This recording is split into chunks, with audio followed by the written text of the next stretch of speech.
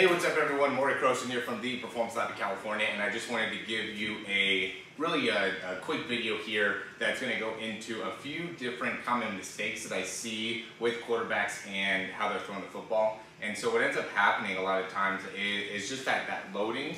There's a lot of keys that go into how you initially bring the ball back, and by bringing the ball back, there's a lot of mistakes that I'll end up seeing that end up causing ineffectiveness in the actual throw. So the most common one that I see is as quarterbacks are bringing the ball back, they get to this position, and then from here, just going so far back behind the head, right? So you're going into that initial load position, okay? And then from that initial load position, you're like, as you're twisting forward and coming through, there ends up being this type of motion, okay? And then what ends up happening from here, once you're all the way back here, is now you end up coming much more around during the throw, which is going to obviously, make it a lot more difficult to be effective from an accuracy standpoint, but it's also going to make it so the timing and the sequencing gets off, because all of your weight's going to be transferring forward. A lot of times as the weight's transferring forward is when the ball is stuck back behind here. So now you end up having to use a lot of arm in order to finish the throw.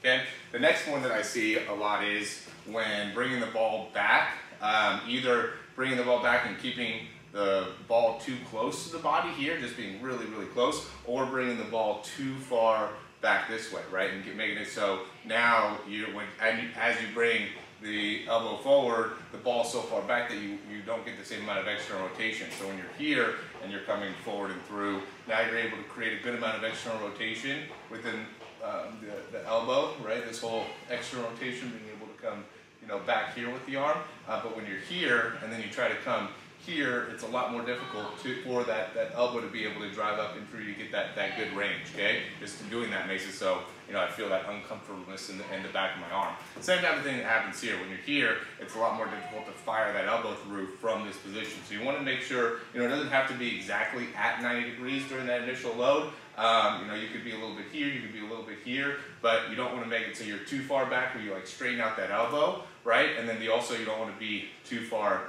here when you initiate, okay?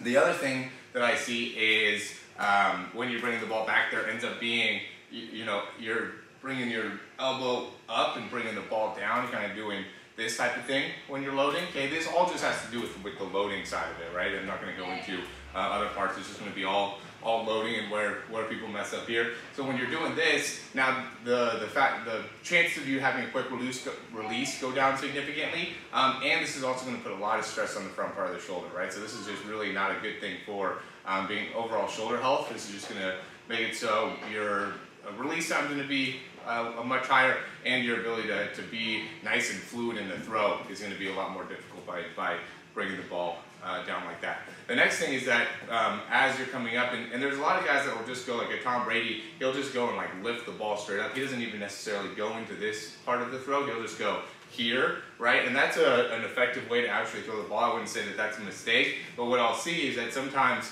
athletes will get their elbows so high and the ball so high that then as they come through, they drop the elbow, right? As the next step happens, okay? And that's just because they get the ball way too high up here, and it could also be because you get the ball a little bit too close. That could also make it so you end up dropping the elbow. So just as you're going back, make sure you're going back, and then the next step is you're driving the elbow forward. You're not letting that elbow drop underneath, okay? So that's another big common mistake that I see. So I think that's about 4 or 5 different common mistakes that we see as quarterbacks just from a loading perspective. So just being able to get that initial load correct is crucial to make it so you're going to be able to throw the ball much further, right? And being able to be efficient as a overall passer. So once you start to drop the elbow, or if you don't load correctly, you set yourself up from a sequencing standpoint to not really have the same level of success. If you can go and have that really nice load, now you can time the rest of your body in the rotation to be correct. You could get the right amount of force created within the spine. You could really drive the elbow a lot better. So really how you load really affects how you finish. That's something I always tell quarterbacks is that how you load and how you finish is 2 main things we want to look at when we first start breaking down the mechanics, and then from there we can start to take steps back and see what we can do to improve that. But if the load and the finish aren't good, then we already know that there's something that can improve, and you're not maximizing your overall efficiency during the throw. All right, as always guys, thanks for watching these videos. We have a lot of different links and a lot of different cool deals that we're doing right now for the 2020 off season. So go ahead and click the link to check that out, and we'll talk to you soon.